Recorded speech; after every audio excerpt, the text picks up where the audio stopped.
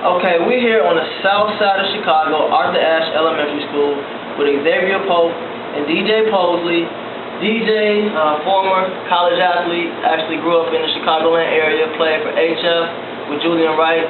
eXavier Pope grew up in the Chicago area as well, Whitney Young graduate, UIC graduate. And of course at Swish what we do, we mix sports with academics in the area of math, language arts, teach children leadership, and also fitness. So first I want to start with DJ because he has I really like what he's doing. He played college ball, Division I, actually has a record, because I was on Google looking you up, you know I got to do my homework. So he has a record for the most steals in the game. But he also had the opportunity to go and play professional basketball overseas, but instead elected to start his own business. And I just want to ask you, what made you go that route? It's pretty much the love of being in sports business from when I was a little kid. I always wanted to use basketball to pretty much pay for me to start my company. And once I was presented with the opportunity coming out to work with a friend and help him through his situation, his process, I just saw the opportunity to kind of stick with. And when I got some advice and a couple of injuries and stuff like that, I just stuck with it. I mean, I never looked back. So I'm happy with my decision. That's good. And we also have eXavier Pope, which is DJ's business partner. DJ is the owner of Lifestyle Management, and Mr. Pope, Attorney Pope. I'm sorry if I got that wrong. That's okay. But Attorney Pope, also, what inspired you to go into the legal profession? Because I know that you got some skills as well on the basketball court. Well, what inspired me to get into the legal profession really was my love of sports and entertainment and being involved in it. Being, all of my friends being athletes, being, a very low level an athlete myself, and then being a performer. It was me doing some business related things with that. And my first job out of school actually was in banking, and realized I was spending so much time in sports and entertainment related activities, and just decided to say, I'm just going to go for this full time. This is going to become my life. And that's pretty much what got me started really in the legal field as it related to my actual field. So I knew exactly what I wanted to do. Some people don't know what they want to do before they go so I knew exactly what I wanted to do. And so I got involved and never looked back. Okay, so I'm Cam Newton, right? Fresh out the draft. You know I'm about to get paid. Okay? I walk in, I see DJ, I see Attorney Pope. What's the conversation that we have? I think the first conversation I need to have with you is, who are you as a person? I think that when it comes to business and life, it's all about relationships. And so if I see you as a person and I don't see the necessary qualities of the individual, I don't care how high a draft pick that you are going to become, if I don't see necessarily qualities that fit the mold and what my business is about, then you cannot become one of my clients. So I have to actually get to know you as a person, get to know your family. What type of roles do your family play in the decision making that you're going to have with your friends as well? And then we can start working that, and then that can fit into the model of my business. I think that's the most important thing. And like to segue into what we do, it's pretty much the same thing. If we don't have a client that's high character, that's going to listen and answer the phone we call, we can't get business done. And so, in a sense, everybody's not a great client. I mean, some people are going to be bad apples, and we can't change, and we can't necessarily work with. Our thing is to try to mold you to do the right thing, handle your money the right way, deal with your family the right way. But if you're not even willing to listen, to be that part and take that advice, take that guidance, we can't even start that. But if that's getting that set in place, once we do that, it allows for us to now build on top of that. Put our different guys, put our different ideas, put our different processes and platforms to play, and now we have a great athlete. And I'll tell you why that's an effective strategy for any business.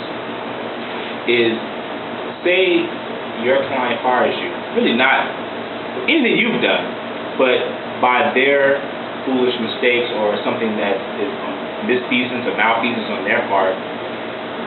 After they fire you and they spread whatever they spread about you, people will look at you as if you've done a bad job. When you've done an exemplary job. And so you look out for it. So it's not only far as integrity-wise, the way to look at your business, it's also a way to look at your bottom line that it doesn't prevent you from future clients that you may receive in the future.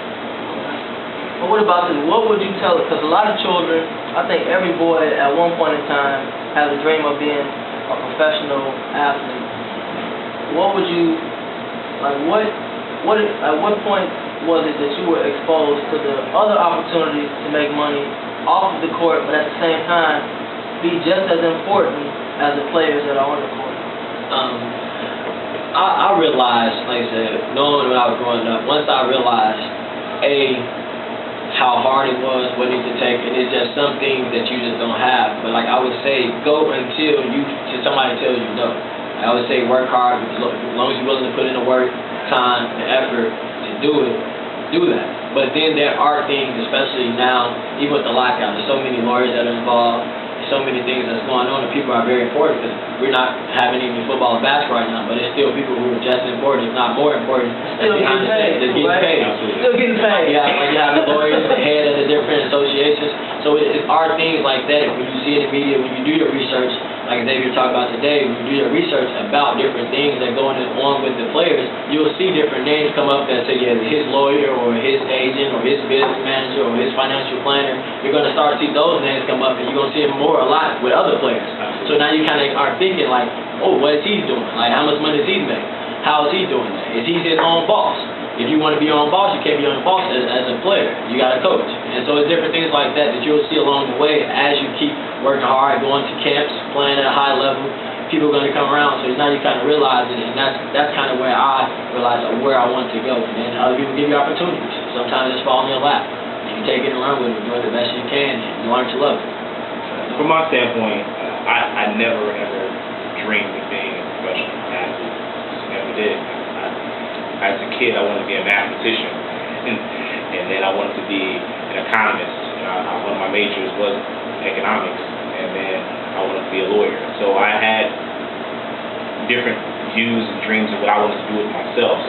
But for children right now, I talk to a lot of kids. I go to do a lot of talks where you're hearing young men saying either they don't know what they want to do, or they want to be a professional athlete, and they don't even play for a team. That saddens me more than anything else. So they don't have the skills necessary to do that, and so they're just kind of regurgitating what they're hearing other people say or they're involved in.